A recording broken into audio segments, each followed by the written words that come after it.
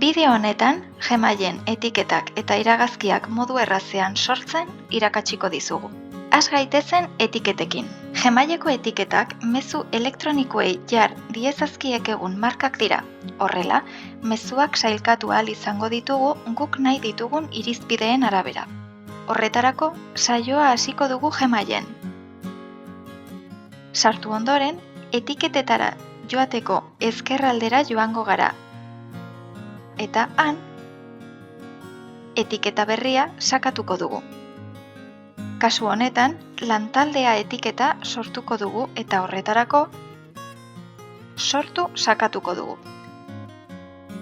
Ikusiko dugu sortu dugun etiketa jada gordeta dagoela. Orain, nahi ditugun mezu elektronikoak etiketa horrekin gorde ahal izango ditugu. Kasu honetan, mezu elektroniko hauei jarri nahi diet etiketa hau. Hori egiteko, goialdean, etiketak atalera joango gara eta sortu dugun etiketa gehituko diogu.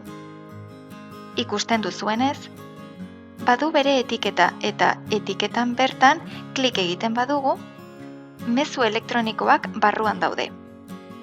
Bi kontaktu hauen mezu elektronikoak automatikoki etiketatzea nahi badugu, iragazkiak baliatuko ditugu.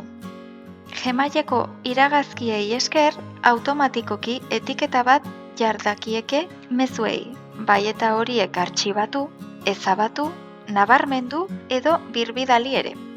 Horretarako goialdera joango gara eta ikonoa sakatuko dugu. Nahi ditugun kontaktuak sartuko ditugu eta iragazkia sortuko dugu. Horretarako, sortu iragazki bat sakatuko dugu.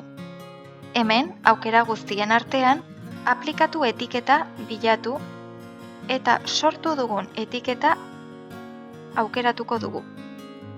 Sortu iragazki bat sakatuko dugu eta horrela, haren mezu elektronikoak iristen zaizkigun bakoitzean ez ditugu eskuz etiketatu beharrik izango. Ikasi dugu bada, Gmailen etiketak eta iragazkiak modu errazean sortzen.